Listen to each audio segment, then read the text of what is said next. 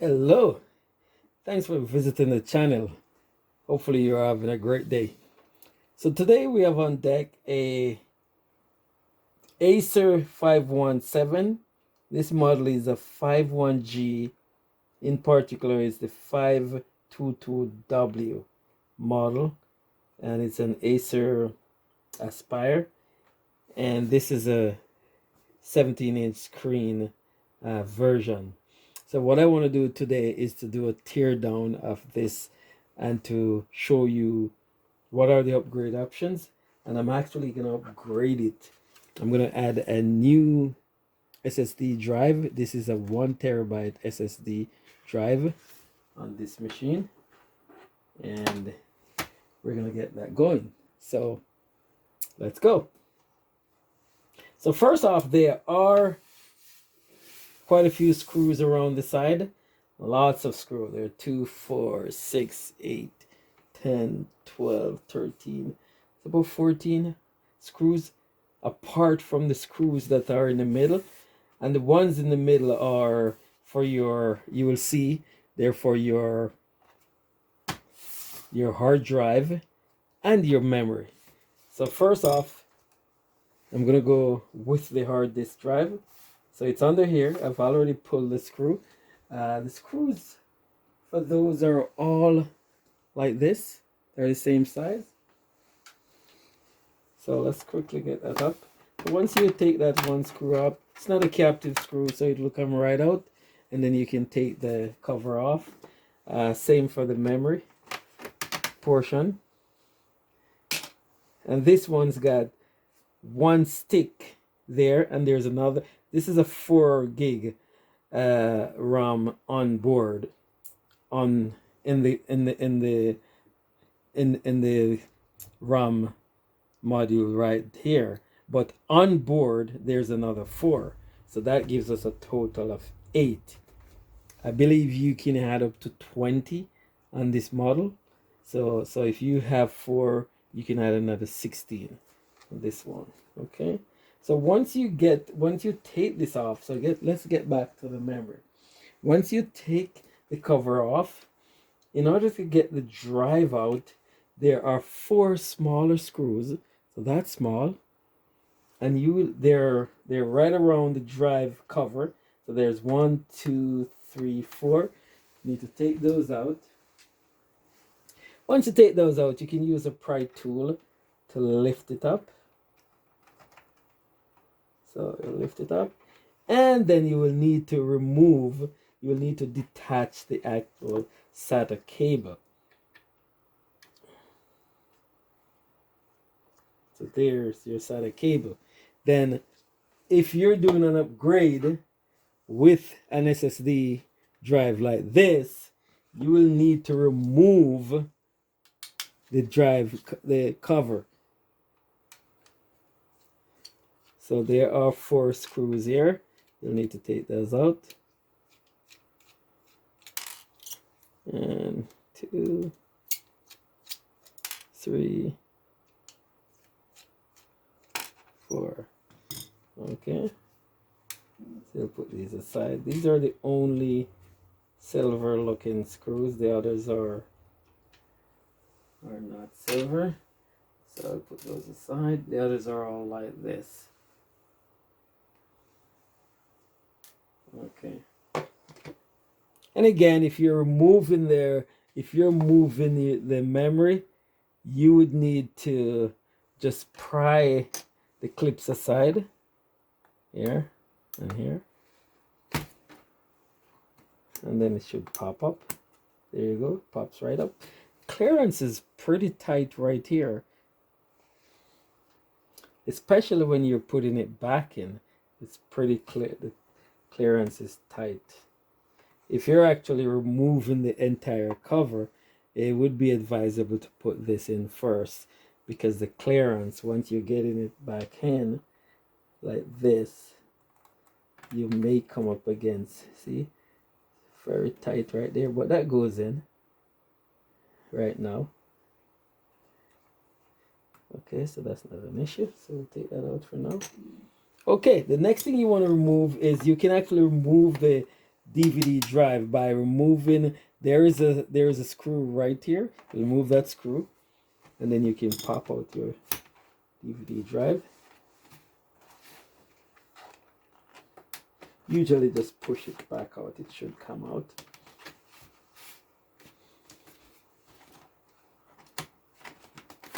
There you go, your DVD drive is out. The next thing, you're gonna need something, especially if you're opening this for the first time, you're gonna need a very thin spudger like this to go around. You can use a guitar pick type spudger too, because that way you won't even damage anything if you go too far. And of course, the other thing is you want to make sure you discharge yourself of any static energy, or you can wear a anti-static wrist strap. So I've already did that myself. You can hold something metallic. This I've already done that, like with a case, computer case or something metallic, and you make sure you're not standing on anything with a lot of static, like a carpet or anything like that. You just stand on something. You can get a mat that you can stand on that's static free, and then you drain yourself of static so you don't zap your electronic parts and kill your motherboard. So the next thing with this, I've already gone and pulled this, but I want to show you when you're taking this out, you gotta start with one of the edges and pry it. Be very patient, because for the first time it's gonna be really difficult. The clips are really stuck in place. But start with one of the edges and slowly pry it out, and you pry it out. Once you pry it out and it's coming out a little further, you can use a bigger piece like a plastic spudger like this to dig in there a little further. But again, do not go too far and take your time. Work yourself around. Work it around first with this tool, and then with a guitar pick type tool, work it all the way around. Work it around. You see, you're gonna go there, especially when you get to this section where it's near where it's thinner. See that? Where your USB port passes through. Be careful not to be too heavy on it, or you may actually break these parts. So take your time right around where you remove the DVD from. Be careful. When you get to the power section, you may want to pull on it a bit like this to actually get the power port or the clip, the plastic, from over the power port itself. And then again, on the back here, you have the same situation. You're gonna go in there and you pry. So it clicks like that. And let me go there. Okay, I've got to be careful. I'm on the right side. I'm on the right side right here. So not that side right there. This goes over here and through here. So right here, and it goes around and here. So I'm gonna pry that up. So, and you go, I find it better if you start from the front. Start lifting the front up. Make sure every section is loose. All your screws are out. If you feel it like it's too, so this part just pull out away from the ports. Once everything is, all the screws are out, you will get the back off, but be very careful. Take your time, right? You get it, it's really plastic, it will break.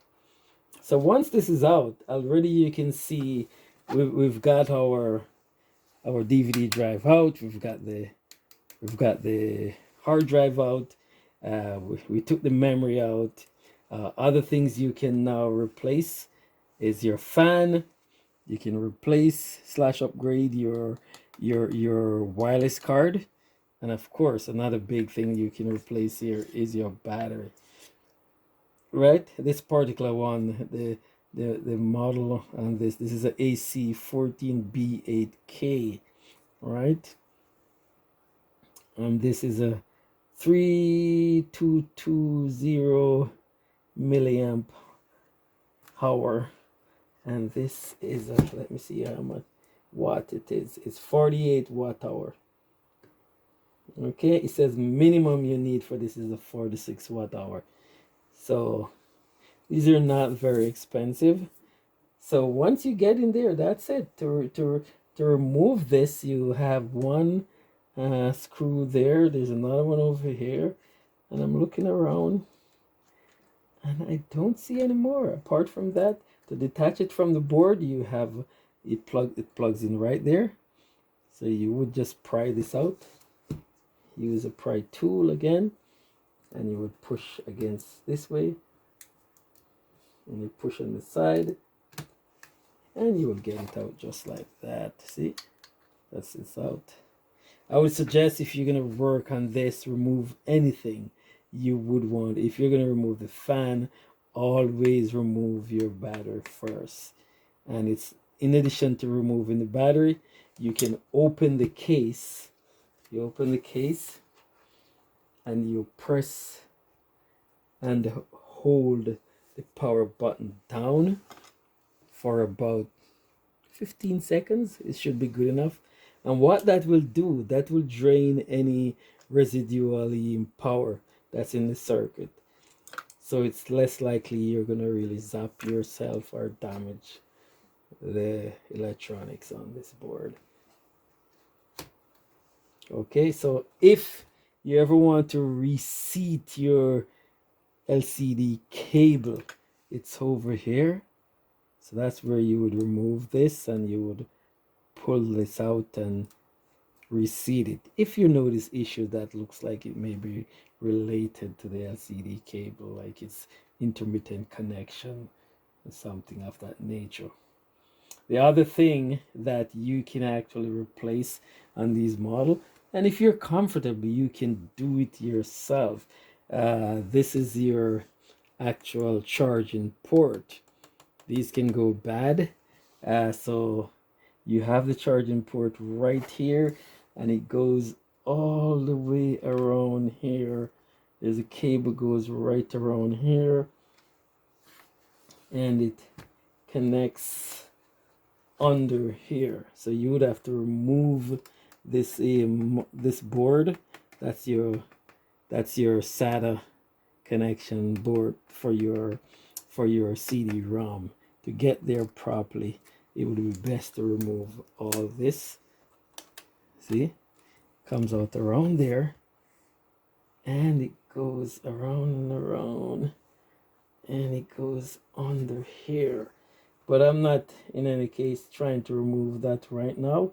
So, but just in case, if you need to, it is a component that you can remove. Okay, so that's it basically. You can upgrade this hard drive. You can drop in an SSD, DVD. If it's defective, you can replace it.